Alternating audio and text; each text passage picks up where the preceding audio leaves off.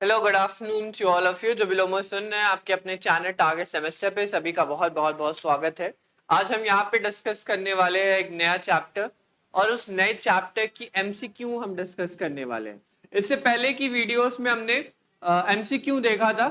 वो एमसीक्यू एक पार्ट में आपके पास था जो कि हमने यूट्यूब पे डाला है। आज का जो वीडियो लेक्चर होने वाला है वो सेकंड वीडियो लेक्चर होने वाला है, और आज हम डिस्कस करने वाले हैं मुगल एम्पायर के बारे में। क्या डिस्कस करेंगे? मुगल एम्पायर के बारे में आज हम डिस्कस करेंगे। मेरा नाम सभी लोग जानते हैं, मेरा नाम उत्कर्ष सिंह है। मैं यहाँ इतिहास पढ़ाने का काम करता हूँ। चलिए, तो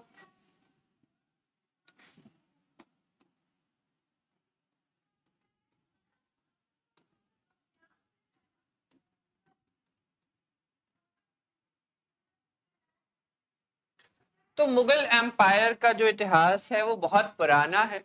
वो लगभग लगभग 1526 से लेकर के 1707 तक का है। ठीक है।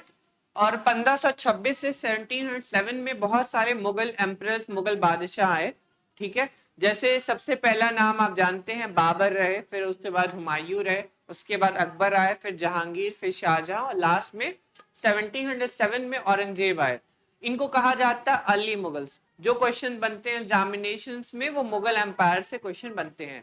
तो आज का जो सेशन होने वाला है उसमें हम क्वेश्चंस को देखेंगे, और क्वेश्चंस किस प्रकार से पूछे जाते हैं आपके एग्जामिनेशंस के पॉइंट ऑफ व्यू से उसको पढ़ने का काम करेंगे। ठीक है। ये जो क्वेश्चंस आज मैं करा रहा हूं, ठीक है, इसमें से आपको 70-80% क्वेश्चन मोस्ट गारंटीड है कि ये क्वेश्चन आपके एग्जामिनेशंस में रिपीट हो ही जाएंगे। जितने क्वेश्चन मैंने कराए हैं उसके 70-80% क्वेश्चन क्या हो जाएंगे? रिपीट हो जाएंगे। ठीक है। चलिए डिस्कस करना स्टार्ट करते हैं पहले क्वेश्चन से। ठीक है। यहाँ पे देखिए हिंदी वाला लिखा गया है, यहाँ पे इंग्लिश वाला लिखा गया है। तो मैं पहले हिंदी पढ़ूंगा फिर इंग्लिश पढ़ूंगा। ठीक है। चलिए स्टार्ट करते हैं। दुनिया के नामी मयूर सिंहासन के बारे में बात की गई है। को इनमें से किस मुगल इमारत में रखा गया था? तो मयूर सिंहासन किसने बनवाया? सबसे पहले मयूर सिंहासन बनवाने का काम करता है शाहजहां अपने काल में। ठीक है।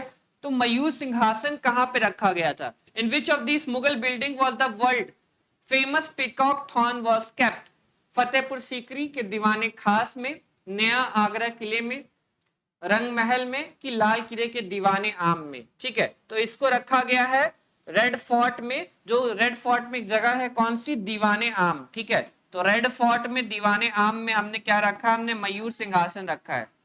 दीवाने आम दो जगह होती है, सभी को पता है। एक होता है दीवाने आम, एक होता है दीवाने खास। दीवाने आम क्या होता है भाई? दीवाने आम वो होता है जहां पे सभी लोग जा सकते हैं। दीवाने खास वहां पे ये होता है कि जहां पे सिर्फ स्पेशल लोग जा सकते हैं। ठीक है। तो मुगल हायरार्की में दो लोग थे, एक दीवाने आम होता था, एक दीवाने खास होता था। खास में जो रॉयल फैमिली से रिलेटेड लोग हैं, जो नोबल हैं, अमीर है, वही जा सकते थे। और दीवाने आम में जो आम जनता है, प्रजा है, वो बादशाह से मिलने जा सकती थी और अपनी शिकायतों को उनको दे सकती थी। चलिए दूसरा क्वेश्चन देखते हैं। सन 1576 में मुगल सेना ने हल्दी घाटी में किसके साथ युद्ध किया था? पृथ्वीराज चौहान के साथ, महाराणा प्रताप के साथ, उदय सिंह के साथ, कि मान सिंह के साथ? तो 1576 में ये जो युद्ध हुआ था वो किसके साथ हुआ था? वो हुआ था महाराणा प्रताप के साथ। ठीक है। आंसर क्या हो जाएगा इसका? महाराणा प्रताप हो जाएगा। ठीक है। इनको कई किताबों में राणा प्रताप भी लिखा रहता है, राणा प्रताप। तो महाराणा प्रताप लिखा हो, राणा प्रताप लिखा हो, सेम पर्सन है। आंसर इसका हो जाएगा बी। 1576 की ये क्या थी? बैटल हुई जिसको कहते हैं हल्दी घाटी का युद्ध। क्या कहा जाता है भाई? हल्दी घाटी का युद्ध कहा जाता है। अब इस हल्दी घाटी के युद्ध में दो तरफ लोग खड़े थे। एक तरफ अकबर हुआ करता था, और एक तरफ कौन थे? एक तरफ हमारे महाराणा प्रताप जी थे। ठीक है। अकबर की सेना में लीड कौन कर रहा था? राजा मान सिंह लीड कर रहे थे। ठीक है। अकबर की सेना को, महाराणा प्रताप की सेना को कौन लीड कर रहा था? एक अफगान व्यक्ति था जिसका नाम था हकीम खान सूर। ठीक है। इनको लीड कर रहा था कौन? इनको लीड कर रहा था हकीम खान सूर। ठीक है। तो यहां पर मुस्लिम राजा, हिंदू कमांडर, यहां पे हिंदू राजा, मुस्लिम कमांडर।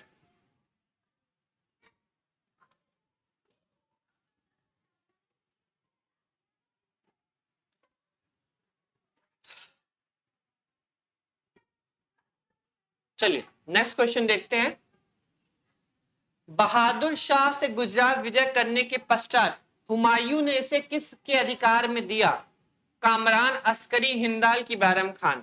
ठीक है, तो बहादुर शाह से जब गुजरात की विजय कर ली हुमायूं ने, तो ये जो राज्य है वो राज्य किसको दिया? ये राज्य दिया अपने बेटे जिसका नाम था अस्करी। आंसर हो जाएगा अस्करी। ठीक है, अस्करी ने इसको छोड़ दिया, गुजरात को छोड़ दिया और मालवा क्षेत्र में जाकर के गवर्नर बन गया। ठीक है, तो आंसर इसका क्या हो जाएगा?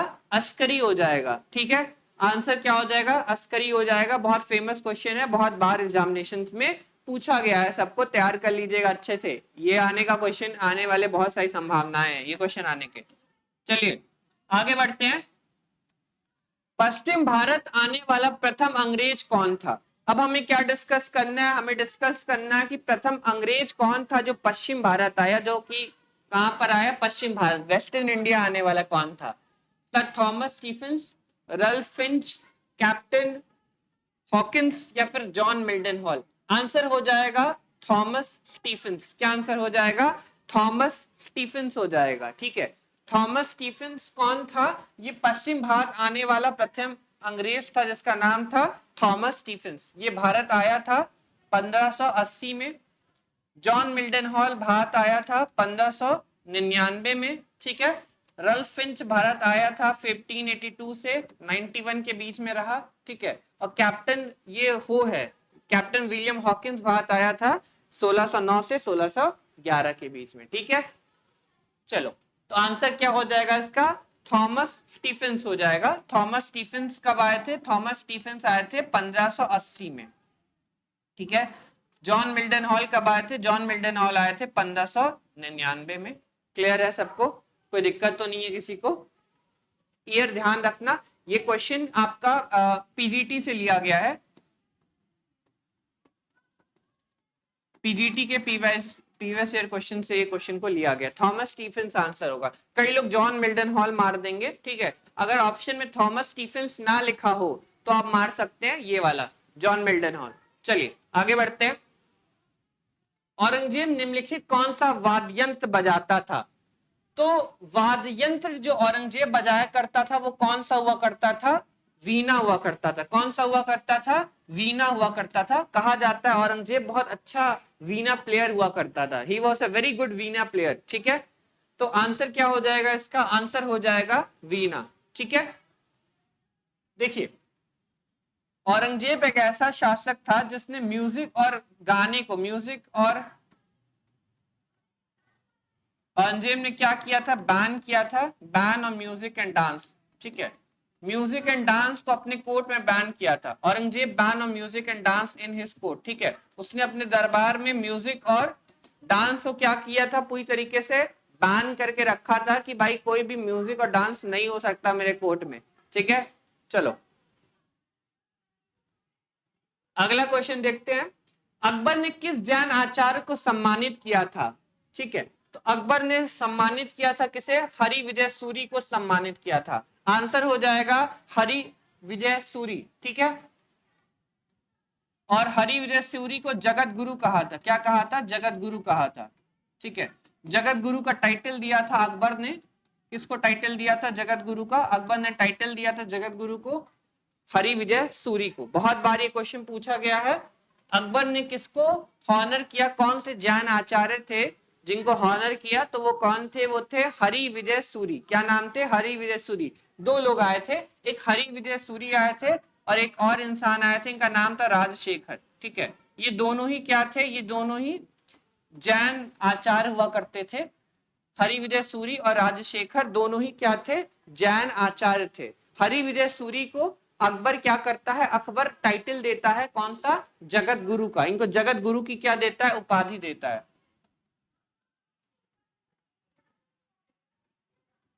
चलो, चंद्र प्रभा सूरी का नाम हमने कब पढ़ा है? जहांगीर के काल में हमने पढ़ा है। ठीक है, और जहांगीर ने इनको टाइटल दिया था, चंद्र प्रभा सूरी को क्या टाइटल दिया था? जगत गुरु का।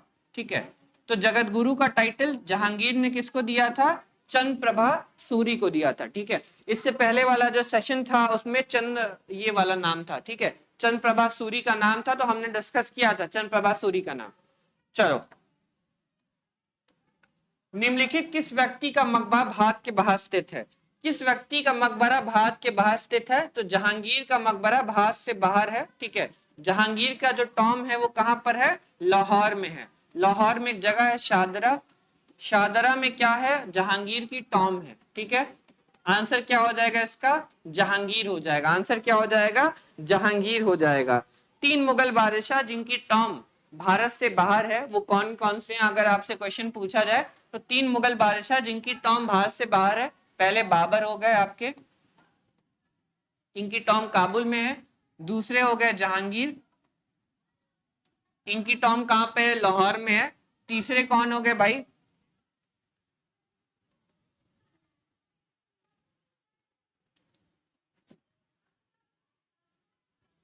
तीसरे कौन हो गए? तीसरे हो गए बहादुर शाह जफर।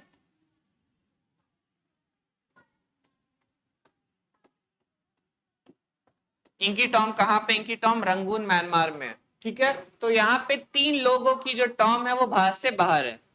आंसर इसका क्या हो जाएगा? जहांगीर हो जाएगा। आगे बढ़ते हैं।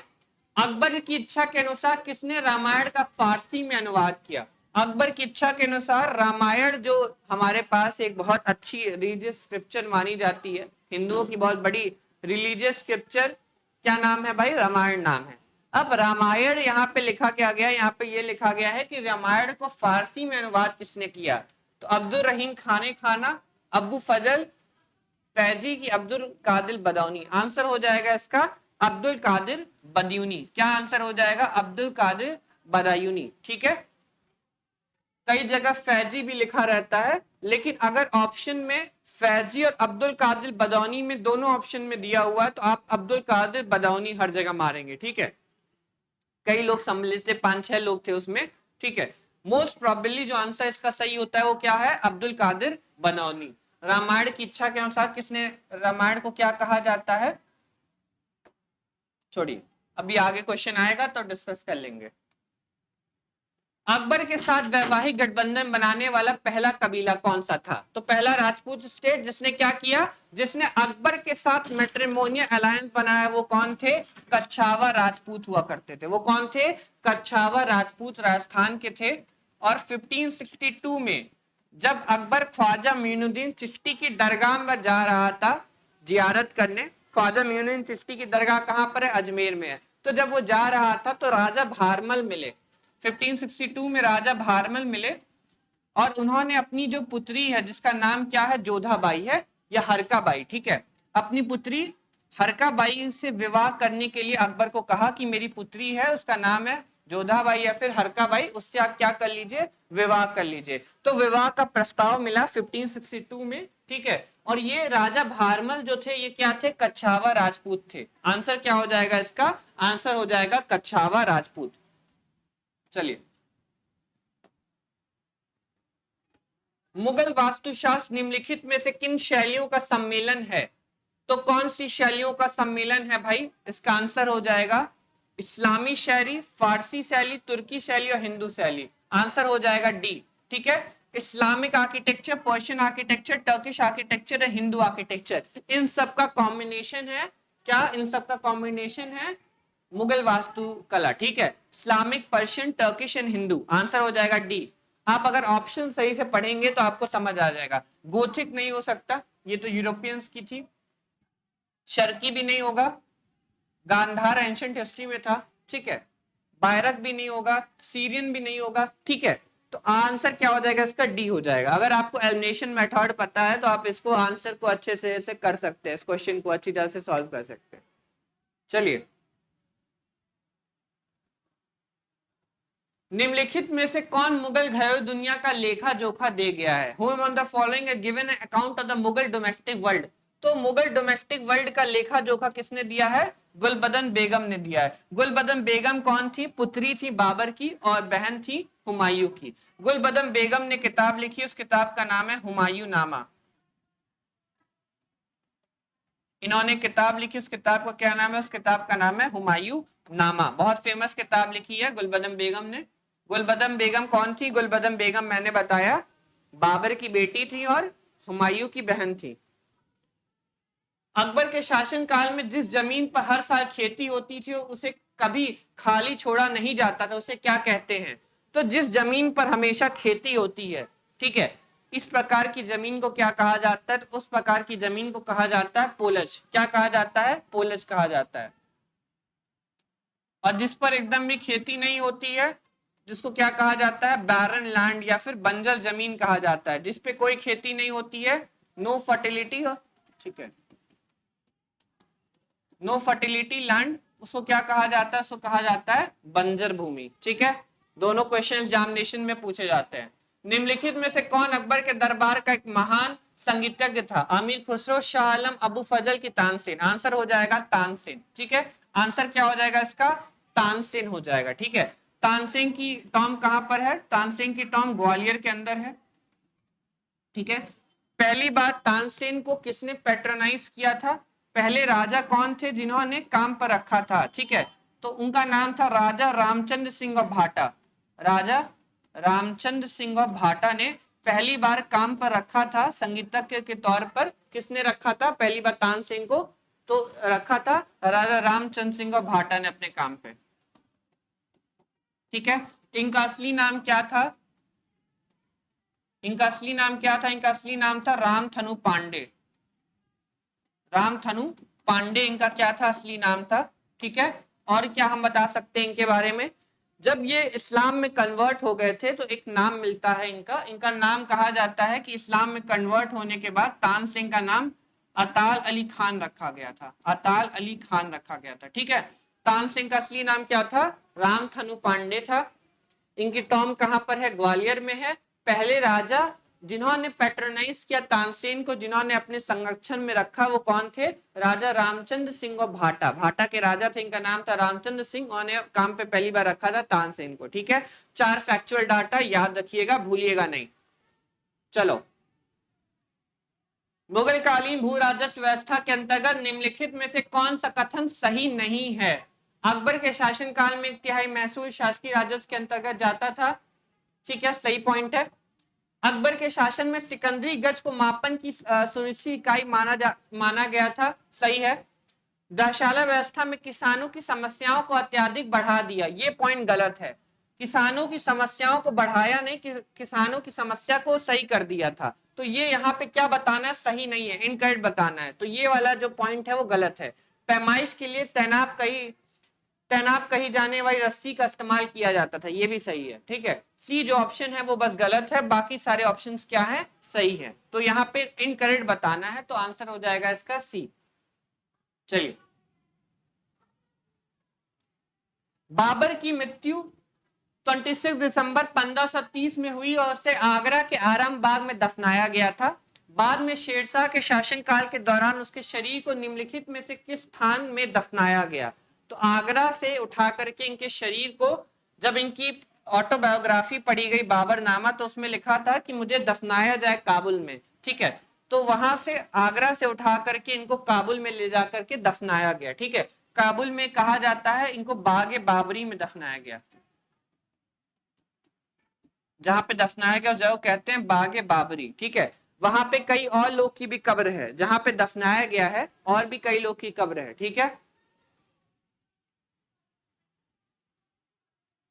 एक बेटा था इसका, हिंदाल नाम था। हिंदाल की भी कब्र काबुल में ही है, इन्हीं की कब्र के जस्ट बगल में है। बहुत लोग की कब्र है, तैमूर के बेटे की भी कब्र वहीं पर है। चलो, वो तो आप कभी काबुल जाना, मौका मिलेगा तो आप देख लेना, पूरा म्यूजियम है बहुत बड़ा। चलो, अहमद शाह अब्दाली ने निम्नलिखित में से किस मुगल शासक के शासनकाल में सर्वप्रथम भारत पर आक्रमण किया? तो अहमद शाह अब्दाली ने भारत पर आक्रमण कब किया? सबसे पहले 1748 में आक्रमण किया। 1784 में कौन थे मुगल बादशाह? 1748 में मुगल बादशाह थे मोहम्मद शाह रंगीला। आंसर हो जाएगा इसका ए। ठीक है, अहमद शाह अब्दाली ने पहला अटैक किया था किसके खिलाफ? मोहम्मद शाह रंगीला खिलाफ किया था। ईयर था 1748। ठीक है, चलो, निम्नलिखित में से किस लिए शेरशाह सूरी को नहीं जाना जाता है? नागरिक प्रशासन की प्रणाली का संगठन। सही है। पहला रुपया जारी किया जो 20वीं सदी तक प्रयोग होता रहा, यह भी सही है। नहरों द्वारा सिंचाई की प्रणाली शुरू करने के लिए। गलत, नहरों द्वारा सिंचाई की प्रणाली शुरू नहीं की शेरशाह सूरी ने, सभी शेरशाह सूरी द्वारा शुरू किए गए हैं। ठीक है, नहरों द्वारा सिंचाई की प्रणाली जो है वो किसने शुरू की? आंसर इसका सी हो जाएगा। इसमें से क्या नहीं है, इनकरेक्ट बताना है, आंसर हो जाएगा इसका सी। ठीक है, तो इरिगेशन बाय कैनाल्स का काम या नहरों द्वारा सिंचाई की प्रणाली शुरू करने वाला दिल्ली सल्तनत का एक सुल्तान था जिसका नाम था फिरोज शाह तुगलक। ठीक है,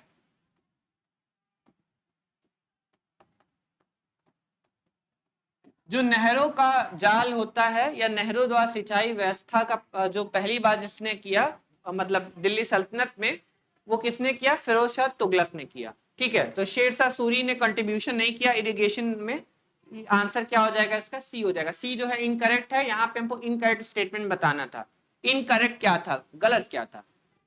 चलो, निम्नलिखित में से किसने कश्मीर शालीमार और निशान बाग का नींव रखी थी? टारमार्क मान लो, ये फिर से क्वेश्चन रिपीट होगा।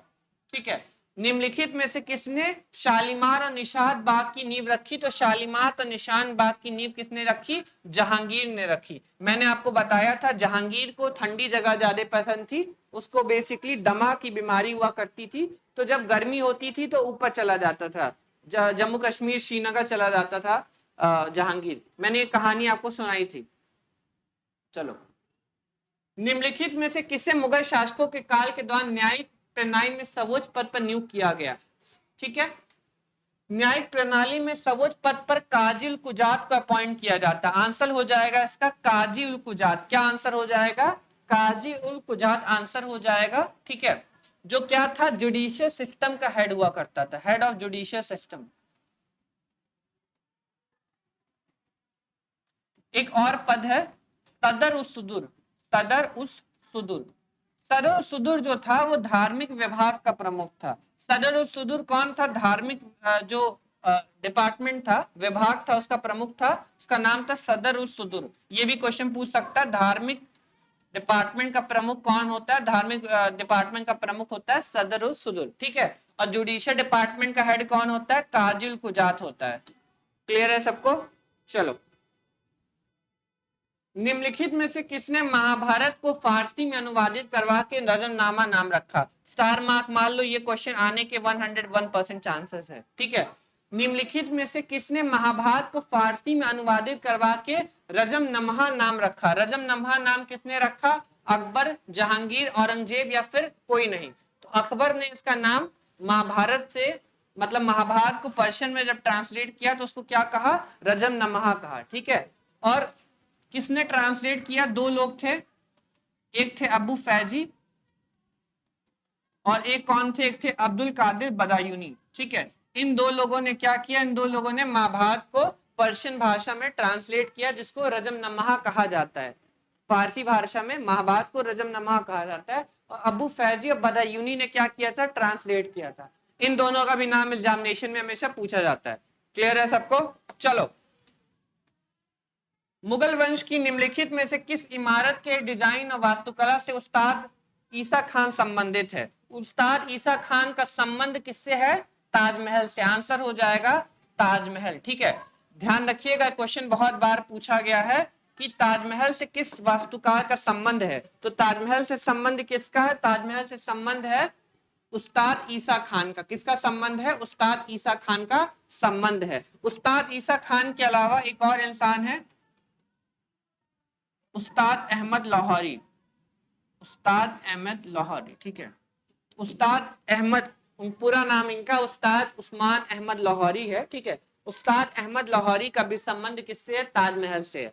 तो उस्ताद ईसा खान और उस्ताद अहमद लाहौरी ऐसे दो नाम है जिनका संबंध किससे है? जिनका संबंध है ताजमहल से।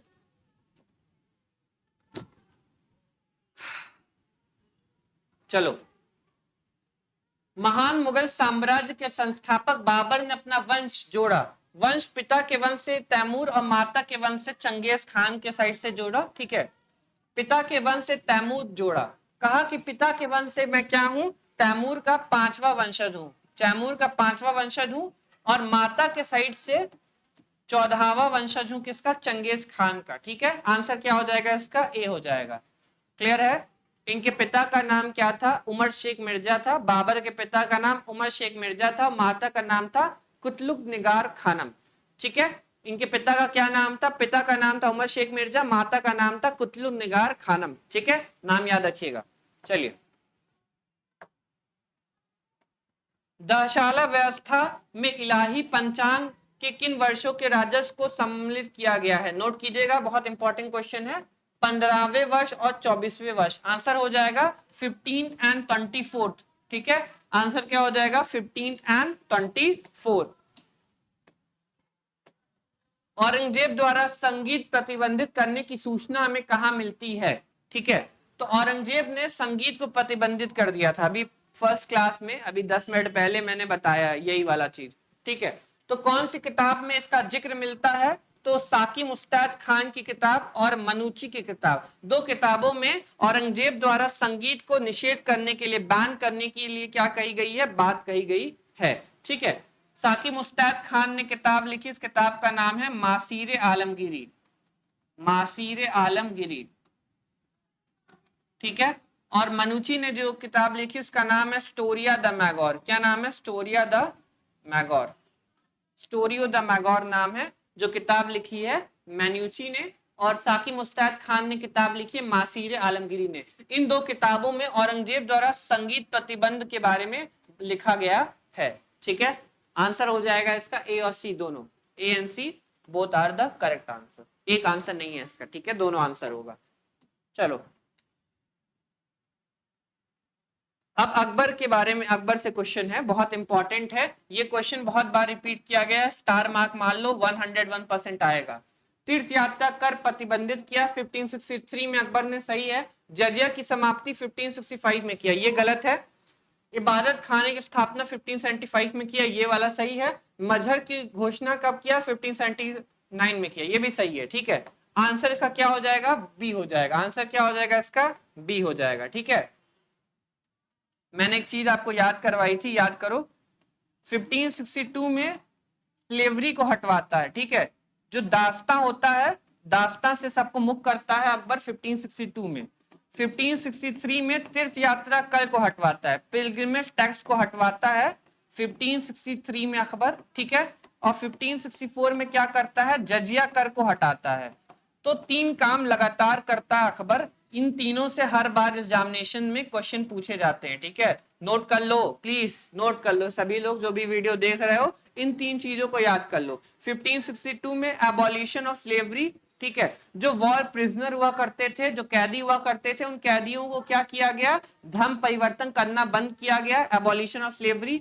1563 में तीर्थ यात्रा कर को बंद किया गया, पिलग्रिमेज टैक्स को बंद किया गया। 1564 में जजिया कर को भी क्या किया गया? बंद किया गया। तो ये तीनों चीजें क्या की? अकबर ने हटाई 1562, 1563 और 1564। कई बार एग्जाम में क्रोनोलॉजिकल ऑर्डर में पूछता है कि कौन सी चीज पहले हुई, कौन सी चीज बाद में हुई, बताओ।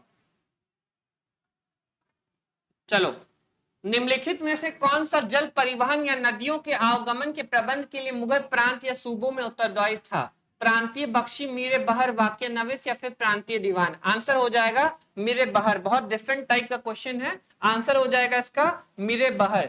मीरे बहर जो होता था वो जल परिवहन और नदियों का, जो जहाज होते थे, जहाज जहां पर आते थे, जो बंदरगाह होते थे, बंदरगाहों का जो प्रमुख होता था सो क्या कहते थे? मीरे बहर कहते थे। क्या कहते थे? मीरे बहर कहते थे। चलो, किस मुगल कालीन अधिकारी को लेखा परीक्षक ऑडिटर जनरल कहा जाता है? ऑडिटर जनरल कहा जाता है मुस्तफे मुमालिक को। ठीक है, मुस्तफे मुमालिक को क्या कहा जाता है? ऑडिटर जनरल कहा जाता है। आंसर हो जाएगा इसका मुस्तफे मुमालिक, मुस्तफे मुमालिक। ठीक है, ऑडिटर जनरल किसको कहा जाता है? मुस्तफे मुमालिक को ऑडिटर जनरल कहा जाता है। मुशरीफे मुमालिक को क्या कहा जाता है? इसको अकाउंटेंट जनरल कहा जाता है। ये मुगल काल के हिसाब से अभी भी होते हैं ना, accountant general of India, auditor general of India, controller general of India. ये कैग वाला जो पद है, CAG CAG, controller and auditor general of India. तो मुगल काल में उसको, उस पद को क्या कहा जाता था? मुगल काल में इस पद को कहा जाता था मुस्तफे मुमालिक। ठीक है, और अकाउंटेंट जनरल के पद को कहा जाता था मुशरीफे मुमालिक। क्या कहा जाता था? मुशरीफे मुमालिक कहा जाता था। ठीक है, दोनों बहुत इंपॉर्टेंट है, नोट कर लो, कभी ना कभी एग्जाम में पूछ सकता है।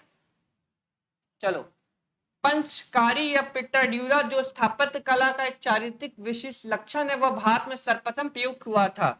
तो पेट्राड्यूरा का पहली बार प्रयोग किया था जहांगीर के शासनकाल में। पेट्राड्यूरा का पहली बार क्या किया गया, प्रयोग किया गया था। ठीक है, जहांगीर के शासनकाल में इसका प्रयोग किया गया था पहली बार। कहां पर, तो इत्माउद्दौला की टॉम पे किया गया था। टॉम ऑफ इत्माउद्दौला, इत्माउद्दौला की टॉम पर क्या किया गया था, पहली बार यूज किया गया था इसका, पेट्राड्यूरा का। ठीक है, नोट करेंगे सभी लोग। इत्माउद्दौला का जो टॉम है वो आगरा में है, इसको बनवाया था नूर जहां ने। ठीक है, इसको किसने बनवाया था, इसको बनवाया था नूर जहां ने। और ये कौन थे, नूर जहां के पिता थे। इनका एक और नाम था, इनका नाम था, असली इनका जो नाम था वो था घियास बेग। ठीक है, ये पूरा व्हाइट मार्बल से बनाया गया है। ये क्या है, ये पूरा व्हाइट मार्बल, सफेद संगमरमर से पूरा बनाया गया है इसको। ठीक है, टॉम ऑफ इत्माउद्दौला, नोट करेंगे सभी लोग।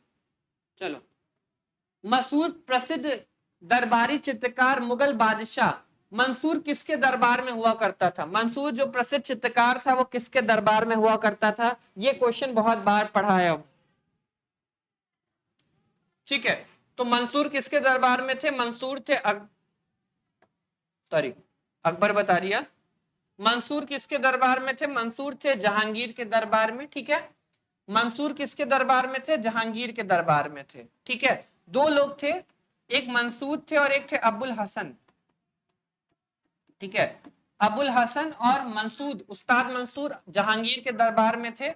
इनको जहांगीर ने नादिर उल असर की उपाधि दी थी, नादिर उल असर की उपाधि दी थी मंसूर को। और अबुल हसन को कौन सी उपाधि दी थी, अबुल हसन को उपाधि दी थी नादिर उल जमान की नादिर उल जमान की उपाधि किसको दी थी, अबुल हसन को दी थी। ठीक है, क्लियर है सबको। चलो, निम्नलिखित में से किस सम्राट ने ट्रॉय के 178 ग्रेन के चांदी के रुपये की शुरुआत की। 178 ग्रेन के चांदी के रुपए की शुरुआत किसने की, शेरशाह सूरी ने की। आंसर हो जाएगा शेरशाह सूरी। ये वाला क्वेश्चन मैंने बहुत बार कराया है और ये बहुत बार पूछा भी गया है। क्लियर है सबको।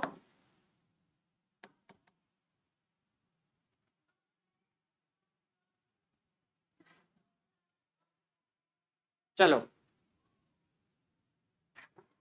अकबर का चिश्ती संतों के प्रति गहरा सम्मान था। वह अजमेर में शेख मोइनुद्दीन चिश्ती की दरगाह पर हर वर्ष यात्रा करने जाता था। निम्न में से किस वर्ष उसने प्रतिवर्ष अजमेर दरगाह की तीर्थ यात्रा को पैदल जाना बंद कर दिया। ठीक है, तो सभी लोग जानते हैं कि शेख मोइनुद्दीन चिश्ती की दरगाह पर अकबर हमेशा जाया करता था। और मैंने आपको बताया था 1562 से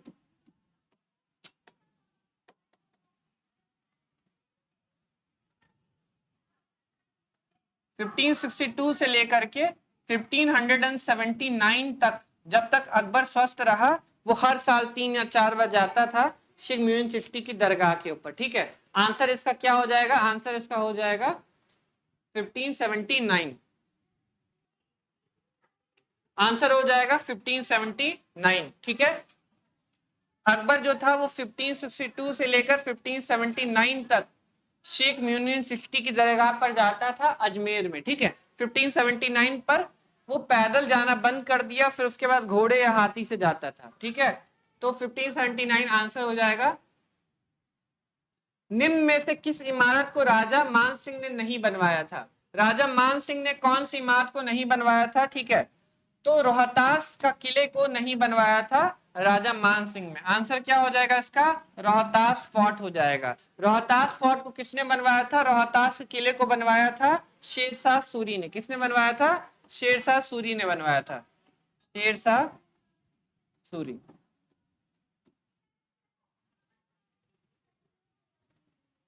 चलो, यहां पे अपने दो जनरल्स को रखा था, उन जनरल्स का नाम भी पूछा जाता है। चलो, निम्न में से किस विद्वान ने अकबर के काल में मदरसे में पढ़ने वाले पाठ्यक्रम को संशोधित किया। अबू फजल, फतेहुल्लाह शिराजी, शेख फैजी या शेख अब्दुल नबी। आंसर हो जाएगा शेख फैजी। ठीक है, शेख फैजी ने क्या किया, जो करिकुलम हुआ करता था, करिकुलम को क्या किया, चेंज करने का काम किया शेख फैजी ने। आंसर क्या हो जाएगा, शेख फैजी हो जाएगा। ठीक है, निम्न में से किस विद्वान ने अकबर के काल में मदरसे में पढ़ने वाले पाठ्यक्रम को संशोधित किया। Which scholar revise the curriculum taught in the madrasa during the region of Akbar? Answer हो जाएगा शेख फैजी। अच्छा क्वेश्चन पूछा गया था, थोड़ा सा डीप भी क्वेश्चन है। चलो अब मिलान करना है क्या क्या है। पट्टा का क्या मतलब होता है? पट्टा का मतलब होता है गांव में अथवा व्यक्ति विशेष पर भू राजस्व मांग निर्धारण संबंधी प्रावधान। हाँ, सूची 1 को सूची 2 में क्या करना है? मिलान करना है। पट्टा क्या हो जाएगा? क्या होगा? पट्टा है, ठीक है। पट्टा क्या हो जाएगा? गांव अथवा व्यक्ति विशेष पर भू राजस्व मांग निर्धारण संबंधी प्रपत्र कहा जाता है, ठीक है। पट्टा का मतलब होता है लीज, किसी चीज को लीज पर दे देना। काबुलियत क्या होता है? स्वीकृता पत्र होता है, जिसको हम कहते हैं, क्या कहते हैं? Acceptance letter. एक्सेप्टेंस लेटर कहते हैं, क्या? स्वीकृति पत्र कहते हैं, ठीक है। अब यहां पर ए का क्या हो गया? 3 हो गया, और बी का क्या हो गया? 1 हो गया। आंसर क्या हो जाएगा इसका? बी हो जाएगा। तस्खीस क्या हो जाएगा? राजस्व आकलन हो जाएगा। और तहसील का क्या मतलब हो जाएगा? तहसील का मतलब हो जाएगा फसल संग्रह, ठीक है। तहसील मतलब हो जाएगा क्रॉप कलेक्शन, ठीक है। चलो आंसर क्या हो जाएगा इसका? बी हो जाएगा। चलो, निम्न में से किस वर्ष में अकबर ने बड़ी संख्या में काजियों को अशांति फैलाने व विद्रोह भड़काने के लिए मारने देश निकालने का आदेश दिया? तो किस सन में किया अकबर ने? 1580 में किया, ठीक है। काजियों को अकबर ने सजा के तौर पे, जब काजियों ने विद्रोह किया, फतह मतलब कि विद्रोह करके फतहनामा जारी किया। फतहनामा मतलब होता है कि एक पत्र होता है जिसमें वो सभी मुस्लिम से कहते हैं कि तुम सब विद्रोह कर दो अकबर के खिलाफ, उसको फतेहनामा कहते हैं, ठीक है। तो जब फतेहनामा अकबर ने क्या किया? जारी किया, तो 1580 में किया। 1580 में अकबर जब काजियों को सजा देता था तो 2 प्रकार से सजा देता था। या तो उनको छत के ऊपर ले जाकर के नीचे फेंकवा देता था, या तो उनको पानी में डुबवा देता था, डुबवा करके उनको मार देता था, ठीक है। इस प्रकार की सजा देता था अकबर। मुगल कालीन भारत की शहरी आबादी 1601 में लगभग कितनी थी? 1601 में 15% थी, ठीक है। इसकी जानकारी हमको कहां से मिलती है? तबकाते अखबरी से मिलती है। तबकाते अखबरी किसने लिखी है? तबकाते अखबरी लिखी है निजामुद्दीन अहमद ने।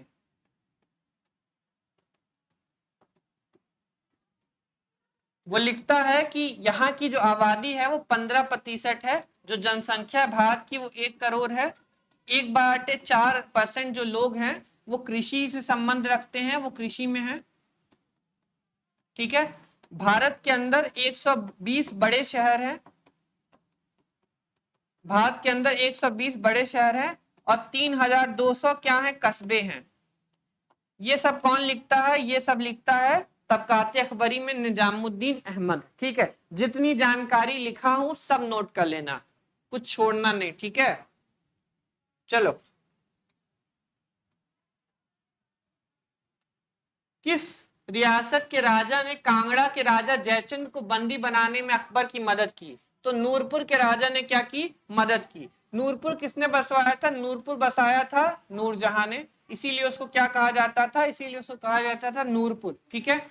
चलो, नूरपुर रियासत का पुराना नाम क्या था? तो अकबर के समय काल में इसका नाम था धमेरी। क्या नाम था इसका? धमेरी नाम हुआ करता था, धमेरी।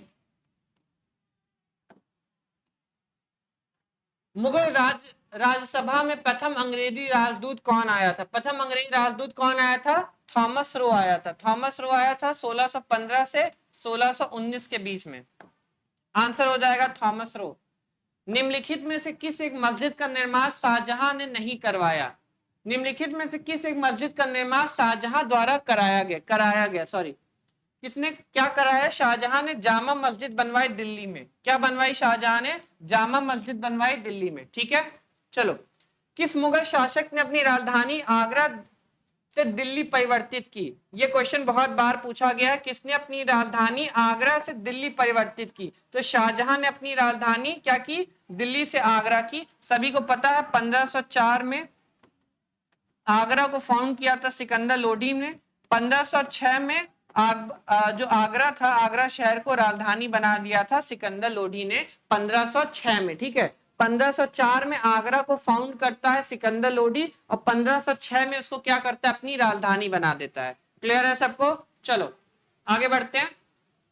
हमजानामा की चित्रकारी किसके आदेश पर बनाई गई थी? हमजानामा दो लोग अकबर के काल पे बनाया गया था। हमजानामा कब बनवाया गया था? अकबर के काल में बनवाया गया था।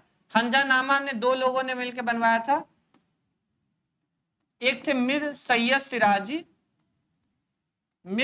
सिराजी और दूसरे थे अब्बुल हसन। ठीक है, सॉरी अब्दुल समद हो जाएगा, अब्दुल हसन लिख दिया हूं। अकबर हो जाएगा, पहले आदमी हो जाएंगे मिर सैयद सिराजी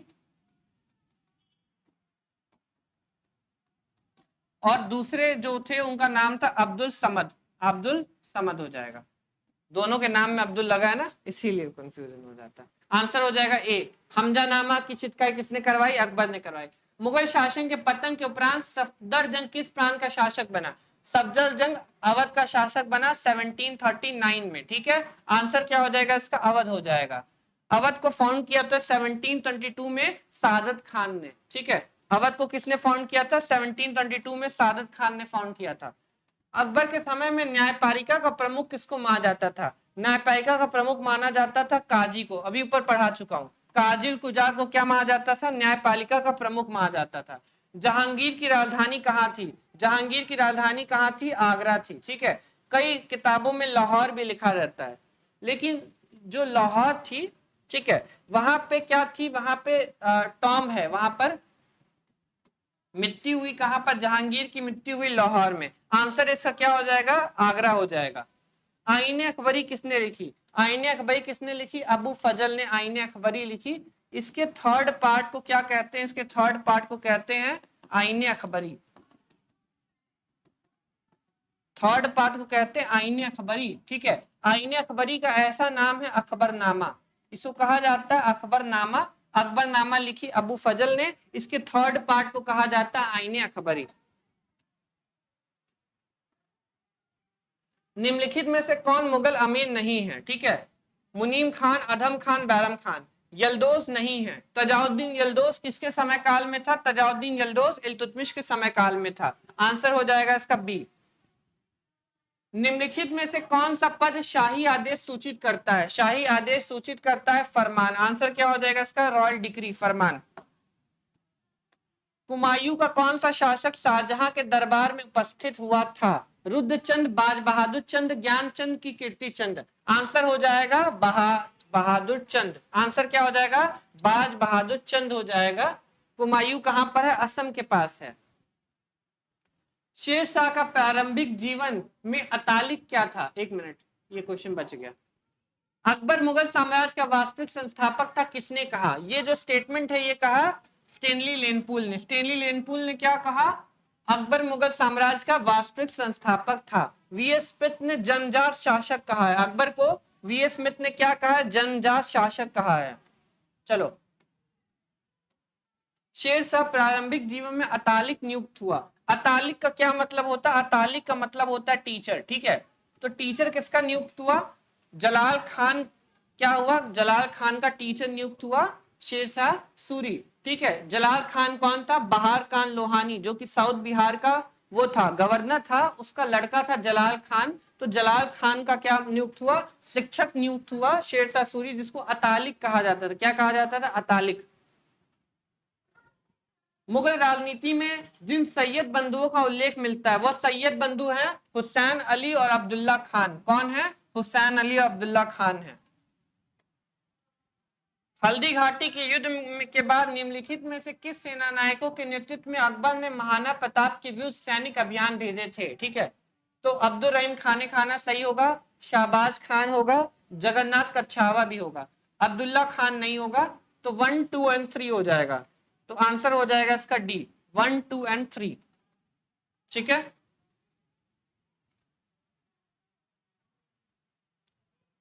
अकबर द्वारा मान सिंह को निम्नलिखित किन मुगल प्रांतों का सूबेदार राजपाल नियुक्त किया गया? तो अकबर ने मान सिंह को काबुल, गुजरात, सॉरी गुजरात नहीं होगा, काबुल, बिहार, बंगाल का क्या नियुक्त किया? यहाँ का सूबेदार नियुक्त किया। ठीक है, काबुल में अफगानों से लड़ने के लिए भी भेजा था अकबर ने राजा मान सिंह को। आंसर हो जाएगा काबुल, बिहार और बंगाल। A3, 4, A 3 4।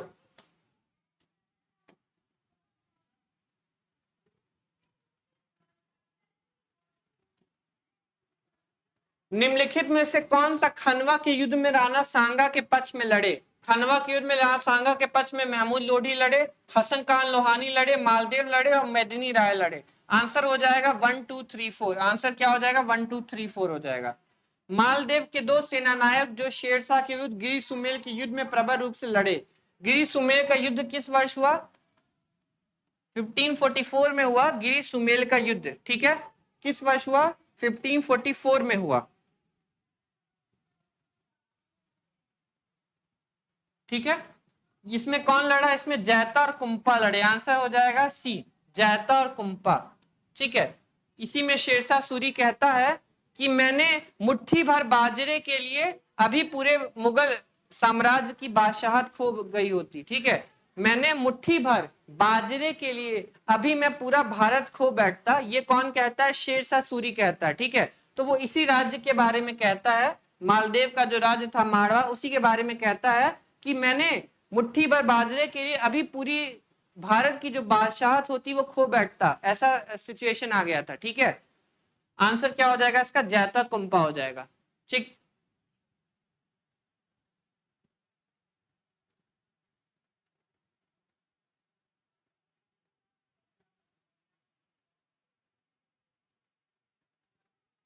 वह सिपह सलार जिसने शाहजहां ने औरंगजेब के विद्रोह का दमन करने के लिए भेजा। ठीक है, तो औरंगजेब के विद्रोह का दमन करने के लिए मिर्जा राजा जयसिंह को भेजा था। किसको भेजा था? मिर्जा राजा जयसिंह को भेजा था। आंसर हो जाएगा इसका डी। ठीक है, निम्नलिखित में से कौन एक उलेमा जौनपुर का काजी था जिसने अकबर के फतवा निर्गत किया? मुल्ला मोहम्मद यजदी 1580 में किया। अभी हमने पढ़ा है ये चीज। ठीक है, मुल्ला मोहम्मद यजदी आंसर हो जाएगा। शाहजहां ने औरंगजेब के विरुद्ध दमन करने के लिए भेजा था। आंसर हो जाएगा मिर्जा राजा जयसिंह। निम्नलिखित में से आमेर के किस शासक ने 3 मुगल बादशाहों की सेवा की है? ठीक है, आमेर के किस शासक ने 3 मुगल बादशाहों की सेवा की है? तो आंसर हो जाएगा मिर्जा राजा जयसिंह। आंसर क्या हो जाएगा इसका? मिर्जा राजा जयसिंह आंसर हो जाएगा डी। ठीक है,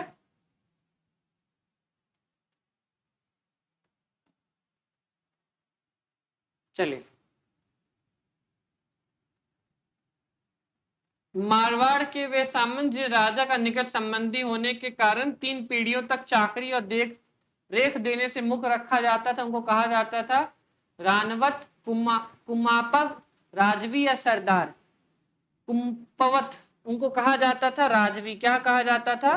राजवी कहा जाता था। आंसर हो जाएगा इसका सी। ठीक है, आज का सेशन हम यहीं पे ओवर करते हैं। ये सीरीज थी एमसीक्यू की, जो थी मुगल एम्पायर से रिलेटेड।